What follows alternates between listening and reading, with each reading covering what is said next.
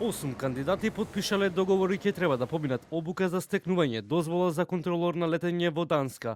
Сите избрани се по прописи добри резултати. Епилогот треба да се види во Данска, вели председателот на управниот одбор во МНАФ Фахрудин Хамиди. Тој посочи дека не се нечии деца и дека резултатот ќе треба да се види од она што ќе го постигнат во Данска, односно дали ќе ја поминат обуката. По однос на обвинувањата за високите плати, Хамиди тврди дека не користат ниту денар буџетски средства и дека платите се согласно сите европски критериуми, но и се пожали дека земаат најниски плати во регионот. МНАФ е аполитична институција и стварно не сакаме да се навлегуваме поради кои мотиви сето тоа беше направено.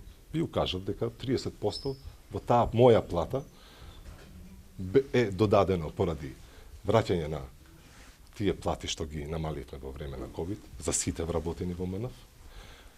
И преска во брифинг ви кажав дека и кога бев контролор на летање, често пати имав поголема плата и од директорот претходниот, дека работев и во НОК, на пример, и мои други колеги контролори. И денеска имат поголема плата. Збориме за плати кои што се најниски пак во регионот.